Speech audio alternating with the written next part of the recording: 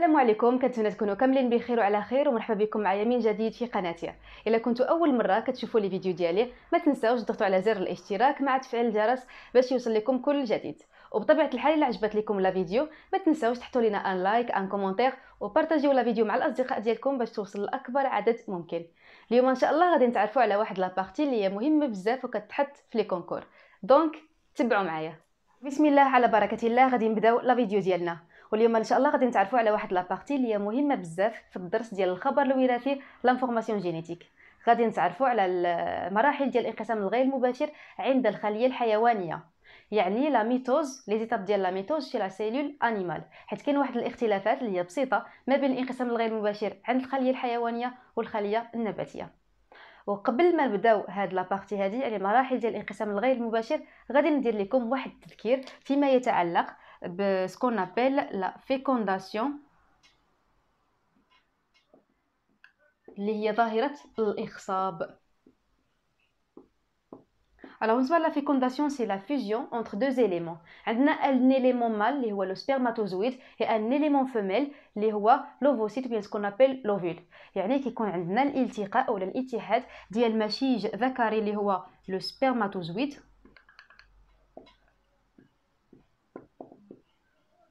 مع لوفول اللي هي البويضه. دونك بالنسبه للرمز ديال الذكر هو كالتالي، الرمز ديال الانثى هو كالتالي. ملي كيلتقاو لينا هاد السبرماتوزويد مع لوفول كيعطيو لينا سكون ابل لا سيلول اوف، يعني خليه بيضاء. بالنسبه لهاد لي سبرماتوزويد كيكونوا سبرماتوزويد ولوفول، يعني هاد لي غاميت كيكونوا ابلويد، يعني احادي الصيغه الصبغيه. دونك ابلويد احادي الصيغه الصبغيه. بالنسبه للسبرماتوزويد عنده الصيغه الصبغيه هي ان ولوفول هي ان. ملي كيتلاقاو ليا بجوج كنحصلوا على سيلول اوف، خليه بيضاء اللي كتكون ديبلويد. ديبلويد يعني ثنائيه الصيغه الصبغيه. دونك هادشي اللي كاين فيما يتعلق بلا فيكونداسيون. علاش درت لكم هذا التذكير؟ حيت هاد لا سيلول اوف اللي كتكون الخليه البيضاء اللي كتنتج لنا عن الالتحام ديال المشيج ذكري ومشيج انثوي هي اللي كتعرض من بعد لمجموعه من الانقسامات الخلويه، الانقسامات الغير مباشره. يعني هذه هي اللي كتعرض لي ديفيزيون. دابا هاد لا سيلول الا قلنا هي لا سيلول مير، دونك غادي نمسح هذا الشيء هذا.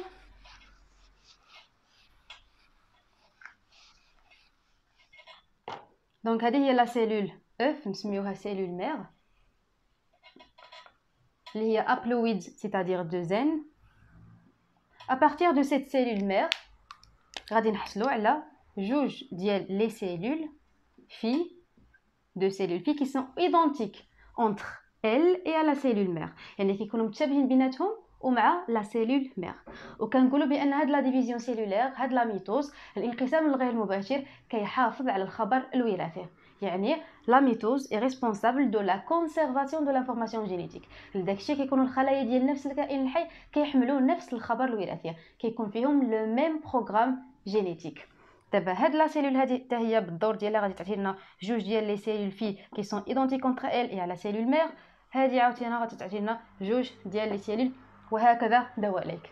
دونك كتعطينا ان امبريون ان فوتوس، من بعد كتعطينا الكائن باكمله. دونك هذه هي ما يسمى بظاهره الانقسام الغير المباشر لا ميتوز.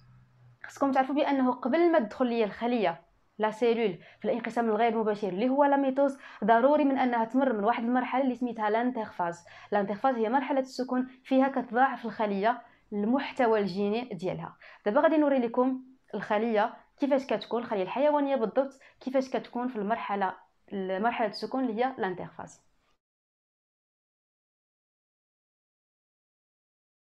كما كتعرفوا لانفورماسيون جينيتيك سو لوكاليز او نيفو دي نوايو، يعني الخبر الوراثي كيكون على مستوى النواه.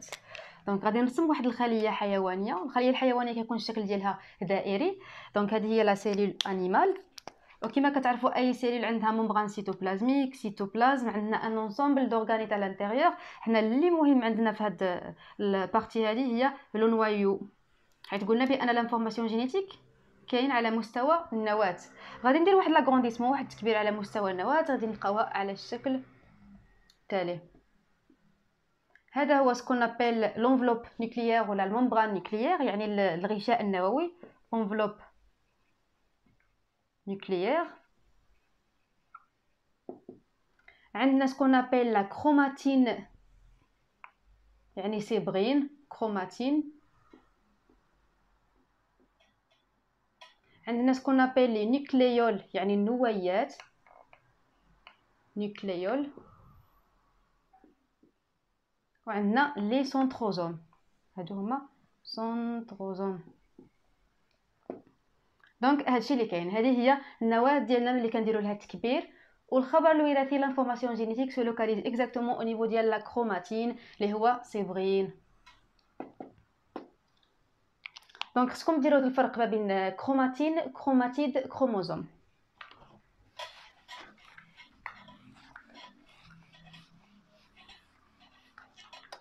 ملي كنقولوا كروموزوم صبغي،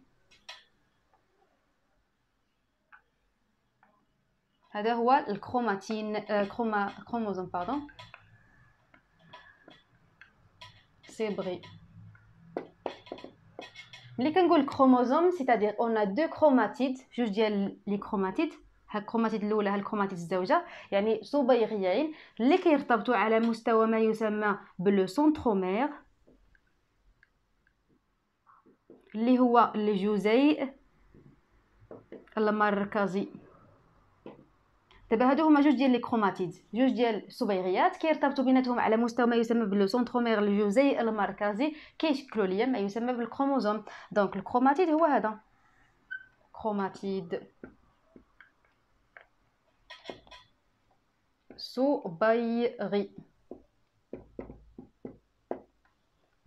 اما بالنسبه للكروماتين، هذا هو لاكروماتين، كتكون عندنا الخييطات غير ملولبه، هادشي هو الكروماتين، يعني صبغين. وهاد الصبغين هو اللي كيكون عندنا في مرحله السكون. دابا غادي نتعرفوا على لانترفاز اللي هي مرحله السكون، كيفاش كتكون عندنا الخليه وشنو كيكون في الداخل ديالها. غادي نديروا الخليه ديالنا الحيوانيه ديما.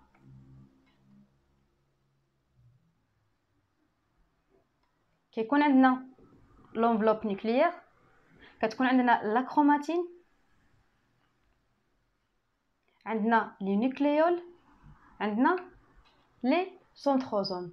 دونك هذه هي لا سيلول ديالنا كيفاش كتكون في المرحله ديال لانترفاز، مرحله السكون. ملي كتدخل ليا هاد الخليه في المرحله ديال الانقسام الغير المباشر، كتبدل فيها مجموعه ديال الاشياء. دونك عقلوا ليا في الانترفاس كتكون عندنا لا ممبران نيكليير، كيكون عندنا لا كروماتين اللي هو الصبغين، النويات اللي هما لي نيكليول، وكيكون عندنا لي سنتروزوم. Alors بالنسبه لي زيتاب ديال لا ميتوز سون او نومبر دو 4. وغادي نعطي لكم واحد لاستيش باش تعقلوا على لي زيتاب ديال لا ميتوز اللي غادي نلخصوها في واحد الكلمه اللي هي بي مات باش ما يتلفوش لكم. بي هي لا بروفاز، ام هي لا ميتافاز، ا هي l'anafase و T هي la télophase.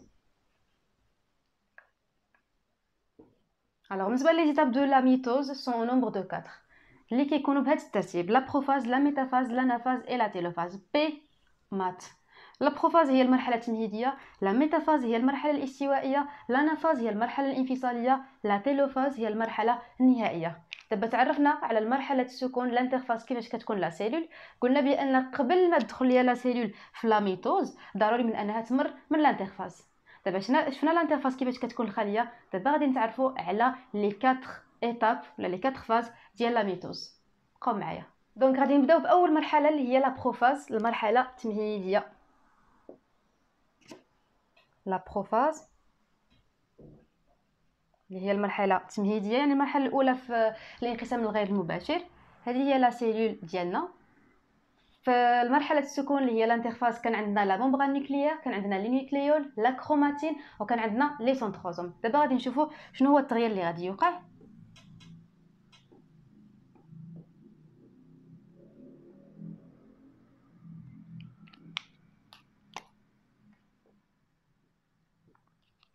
وعندنا 2n ايكال ا 4. على حسب المعطيات اللي عطاو لكم انتبهوا مزيان. الا قالوا لكم خليه نباتيه كيكون الشكل ديالها عباره عن مستطيل، اما بالنسبه للخليه الحيوانيه كتكون دائره. الوغ الا عطاو لكم 2n ايكال ا 4 c'est-à-dire لو نومبر توتال ديال لي كروموزوم هو 4. الا عطاو لكم باغ اكزومبل 2n ايكال ا 8 يعني لو نومبر توتال ديال لي كروموزوم هو 8. خصكم ترسموا 8 كروموزوم. دونك غادي نمسح هادشي باش نكملوا. الوغ بالنسبه لا ديفيرونس اللي كتوقع يعني الانتقال من لانترفاز لا بروفاز ها شنو كيوقع؟ عندنا لا ديسباريسيون ديال لا ممبران نيكليير وديال لي نيكليول. غادي نعاود نرسم لكم الانترفاز باش تفكروا مزيان. دونك هذه هي لا ممبران نيكليير ولا لونفلوب نيكليير، هذا هو لا كروماتين، هادو هما لي نيكليول وهادو هما لي سنتروزوم. الوغ الاختلاف اللي كاين ما بين هنا لهنا شنو كنلاحظوا؟ عندنا لا كوندونساسيون ديال هاد الكروماتين اون كروموزوم. في الانترفاس كانت عندي لا كروماتين يعني كتكون درجه التلولب لا كوندونساسيون كتكون قليله بزاف، ولكن اون فوا كتدخل لا سيلول لا بروفاز يعني لا ميتوز لا بروميير ايتاب د لا ميتوز كيتكوندونسا يعني كتوقع لا كوندونساسيون يعني التلولب ديال هاد الخيوطات. فوالا كنحسبوا على لي كروموزوم، وهاد لي كروموزوم سون بلاسي دون مانيير كي الياتوار يعني لو ديبلاسمون اي الياتوار ديال لي كروموزوم يعني تموضع عشوائي للسبريات، فكاينش واحد ترتيب معين. كنلاحظوا بانه عندنا اختفاء الغشاء النووي والنويات، لا ديسباريسيون ديال لا ممبران نيكليير وديال لي نيكليول، وعندنا هاد لي سنتروزوم اللي هي لي جسيمات المركزيه كتحول سو ترانسفورم اون سكون ابل لي زاستير نجيمات. هادو هما لي زاستير استير، هاد الشكل ديالها كيكون بحال هكا. والبدايه ديال التشكل ديال المغزل الانقسام يعني لو فيزو كروموزوميك ولا لو فيزو اكروماتيك، المغزل اللالوني هو هذا كيبدا يتشكل. دونك هذه هي لا بروفاز. دابا غادي نمشيو لا دوزيام ايتاب في لا ميتوز اللي هي لا ميتافاز. لا ميتافاز اللي هي المرحله الاستوائيه. ها كيفاش كتولي الخليه، لي زاستر ديالو كيطلعوا كيمشيو لشاك بول يعني قطبي الخليه. ابري عندي 4 ديال السبغيات 4 كروموزوم اللي كيتموضعوا ليا على خط استواء الخليه يعني الينيومون ديال لي كروموزوم سور لو بلان ايكواتوريال، وكيشكلوا ليا ما يسمى بالصفيحه الاستوائيه اللي هي لا بلاك ايكواتوريال. دونك الدور ديال هاد لو فيزو اكروماتيك مغزل الانقسام هو انه كيجمع ليا ما بين هاد السبغيات. فوالا، وهذه هي لا بلاك ايكواتوريال الصفيحه الاستوائيه. وهاد لا ميتافاز كتميز بواحد الشيء هو ان لي كروموزوم كيوصلوا لا كوندونساسيون ماكسيمال يعني التلولب كيولي خصوي والسبغيات كتكون اكثر وضوح في هاد ليتاب اللي هي لا ميتافاز. دابا غادي نشوفوا لا تروازيام ايتاب اللي هي لانافاز. دونك في لانافاز شنو كيوقع؟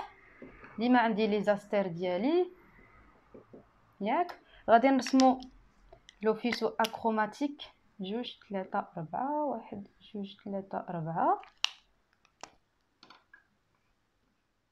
دونك شنو كنلاحظوا في هاد ليطاب هادي؟ كنلاحظوا بانه عندي ان كليفاج ديال لي سنترومير يعني انشطار الجزيء المركزي، لا سيباراسيون دي دو كروماتيد سور دو شاك كروموزوم يعني الكروموزوم كيكون بحال هكا، هذا هو لو سنتروزوم كينشطر ديال الجزيء المركزي، فهاد لي كروماتيد سور زعما كينفصلوا على بعضياتهم، ولا ميغراسيون ديال شاك كونتيتي لواحد لوبول، النص كيطلع والنص كيهود، كتكون بحال هكا. هذه هي لا بروفاز لا ميتافاز، هذه هي انافاز، هذه هي لا تيلوفاز اللي هي المرحله النهائيه. شوفوا على اش غادي نحصلوا. دونك هذه هي لا تيلوفاز، عندي لا رياباريسيون ديال لونفلوب نيكليير، لا رياباريسيون ديال الكروماتين يعني كتمشي ليا لا كوندونساسيون كتولي لا ديكوندونساسيون ازاله التلولب، ها لا كروماتين ديالنا. النويات ها هما لي نيكليول. شنو كيوقع؟ كنلاحظوا بانه ابارتير دون سيلول مير اون سيلول اونيك كنحصلوا على جوج ديال لي سيلول في اترافير شنو كيوقع؟ واحد ليترونغلومون ايكواتوريال، واحد الاختناق استوائي كيقسم ليا هاد الخليه هادي لجوج ديال الخلايا، يعني بحال الا كنقسموا هاد الشيء على نصفين، كتولي النص ديال لا كونتيتي هنا والنص ديال لا كونتيتي هنا. وحنا قلنا بان الخبر الوراثي لانفورماسيون جينيتيك لا ميتوز الانقسام الغير المباشر كيحافظ على الخبر الوراثي. ولكن هنا كنلاحظوا بانه قسم ليا لا كونتيتي ديال لا دي ان. داك الشيء خصكم تعرفوا بان الخليه اون فوا كتعطي ليا جوج ديال الخلايا، كل وحده كتدخل في الانترفاز، يعني كل خليه كتدخل في مرحله السكون. علاش؟ باش تضاعف المحتوى الجيني ديالها. فغتولي ليا واحد الخليه الام كتنتج ليا خليتين بنتين مماثلتين للخليه الام. دونك هادشي ما يسمى بالدورة الخلوية، لو سيكل سيلولير. لو سيكل سيلولير هو لونسومبل ديال الانترفاس بلس لا ميتوز. دونك هذا الفيديو كنتمنى انه نال الاعجاب ديالكم، استفدتوا واحد شويه وعرفتوا شنو هما لي زيتاب ديال لا ميتوز شي لا سيلول انيمال. الا عجبت لكم لا فيديو ما تنساوش تبارطاجيوها مع الاصدقاء ديالكم، تحطوا لنا ان لايك ان كومونتير، وكنتمنى لكم التوفيق والنجاح، واللي بغى شي حاجه الله يسهل عليه. السلام عليكم، الى الفيديو المقبل ان شاء الله.